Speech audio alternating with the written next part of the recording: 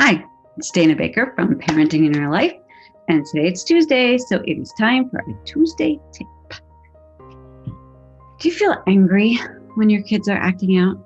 I think that one of the things that we as parents have to learn is that we may have anger management issues still, right? So we might yell at our kids might throw tantrums, we might throw a tantrum with our partner, we might eat our feelings, whatever it is that we do. We need to acknowledge that ourselves. So what can we do instead? We can help our kids learn to manage their anger responsibly. We might have a hard time picturing that, right? Because it comes from accepting anger and then refraining from acting on it. And it's maybe hard to see your kid being able to do that, but that's a good way to express what we're already feeling. In fact, when we're willing to stop and notice the deeper feelings under our anger, we'll generally find hurt and fear. So it may be that our kids are feeling that too, right? This is one of the most critical tasks of childhood, is learning to tolerate all the daily wounds of being hurt without learning to react with crazy anger. So what can we do? Well, we can keep ourselves from moving into that fight or flight mode when they do get angry, right? Just kind of breathe and try to keep that top on our own anger, on our own response to theirs. So we don't want to react right away. We can try to listen. Listening and validating their feelings is so critical. Just like if you're mad at your partner and he just says, go away until you feel calmer and then we'll talk about it. That might work. It might also make you feel like you're not being heard. So we acknowledge the anger and the upset beneath it, and you try to get to that. Because when our kid feels understood or feels like we're listening to them, what do? They begin to feel calmer. And then that emotional circle that builds and builds and builds and can escalate can also go the other way around. And we can calm our child down even when they are angry by just validating them. I'm so sorry this hurts. I'm so sorry you're feeling this way. That must feel terrible. Acknowledge it. You don't have to agree with them. But we do need to acknowledge what they're feeling, that we know what they're feeling.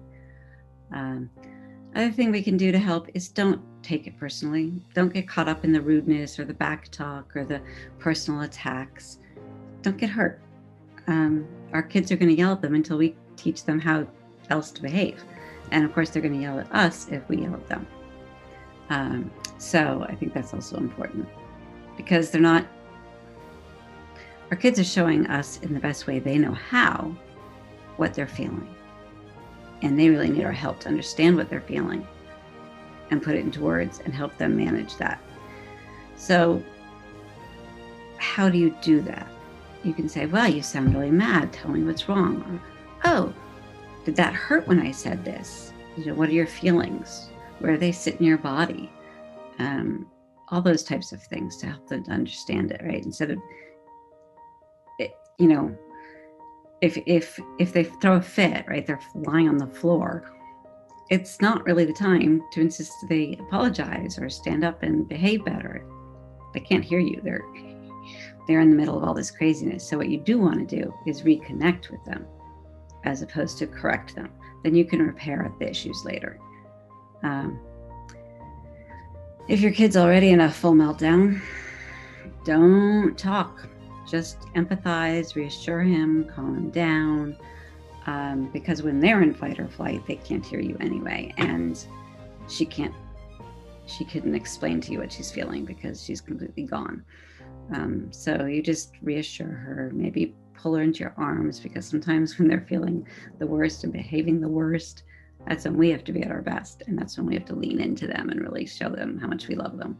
And remember that, tantrums are just their way of showing their immaturity and their feelings. And they don't have that frontal cortex to figure it all out yet. So we need to be able to do that. And also, anger can be defense against a threat, right?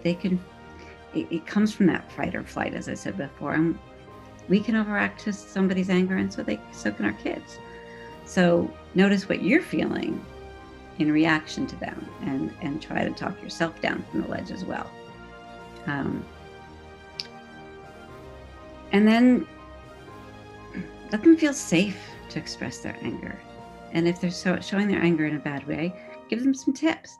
They could pound on a mattress or even bite a mattress. They can pound on a pillow. They could use Play-Doh. They could draw what they're feeling and scribble it all out, or even burn it up. I mean, no, if they're young, you would have to do that for them, obviously. And then just stay really close to them so that they feel safe and you're feeling like you are holding them up and lifting them and holding space for their feelings. Right? So, and then later, once they've calmed down, then you can talk. And then you can say, you were very disappointed, you were very angry, you got so angry. Thanks for showing me how you feel, but this is a better way to do this. And this is a better way to do this. Maybe you can tell them a story of how you felt one time when you got angry and you cried and you had a fit and what helped you feel better. And then, you just accept their emotions, and you